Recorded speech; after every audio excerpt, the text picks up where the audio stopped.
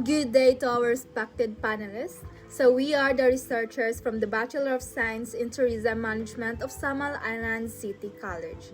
So we are honored to present our study entitled Assessing the Near Capacity Sanitary Landfill on Waste Management and Tourism Sustainability in the Island Garden City of Samal. So when it comes to our background of the study, solid waste management is a growing environmental concern, especially in island destination where land is limited. So in the island garden city of Samal, tourism continues to grow. Yet, the city relies only one sanitary landfill that is already near capacity. So, meaning poor waste management can lead to pollution, health risks, and reduced tourist satisfaction. Therefore, this study examine how waste management practices in a near capacity landfill relate to tourism sustainability in Igacos or Island Garden City of Samal. Mabuhay ug madyaw. Good day everyone. I am June F. Samiana. So in this juncture, I will going to discuss the statement of the problem and objectives of our research. So this study is aimed to assess the level of waste management practices and tourism sustainability in Egacos. So to determine whether a significant relationship exists between them and identify whether waste management practices can predict tourism sustainability. So this study is to focus on waste segregation, the collection, disposal, reduction, and also the recycling and tourism sustainability. So in terms of environmental, socio-cultural, and economic aspects. Mabuhay ug madyaw, good day. I am Cesar B. Hone Jr. and I will explain to you the theoretical framework and conceptual framework.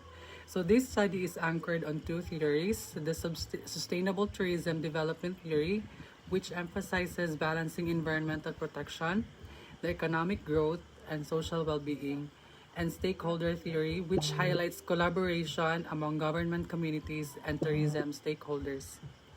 So the conceptual framework shows the relationship between waste management practices and tourism sustainability in the Island Garden City of Samal. Waste management practices, which include waste segregation, the collection, disposal, reduction, and recycling, serve as the independent variable of the study. So these practices reflect how effectively solid waste is managed, especially with a near capacity sanitary landfill. Tourism sustainability is the dependent variable and is measured in terms of environmental, social, cultural, and economic sustainability. The framework suggests that effective waste management practices help maintain clean and safe tourist destinations, protect natural resources, support community well-being, and sustain tourism-related economic activities. Guided by sustainable tourism development theory and stakeholder theory, the framework highlights the importance of environmental protection and collaboration among stakeholders. Overall, the framework explains that effective waste management practices significantly influence and predict tourism sustainability in island destinations like Samal. Mabuhay ug madyaw. I am Janine Joy Erin Mulano and I'll be discussing with you the methodology. So the study used a quantitative predictive correlational research design. Data were collected from 200 respondents, including residents, tourism stakeholders, and LGU personnel. A structured questionnaire with a 5-point Likert scale was used. Data analysis employed mean, person-product moment correlation, and simple linear regression using SPSS. And the instrument showed high reliability with a Crunchband's alpha of 0.87. For the results and discussion, results reveal that waste management practices in Igacos were rated very high, especially in waste segregation and collection.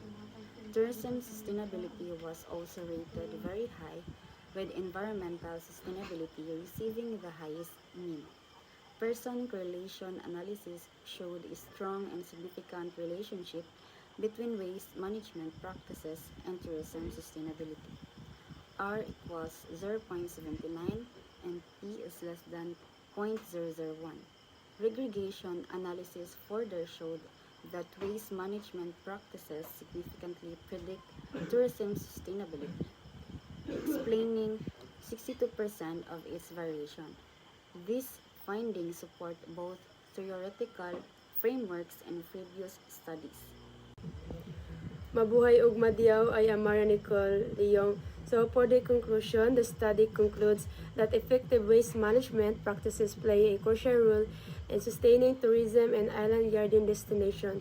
Even with a near capacity landfill, IGA cost demonstrates strong environmental management that supports tourism sustainability. Waste management practices are a strong predictor of environmental, socio-cultural, and economic sustainability.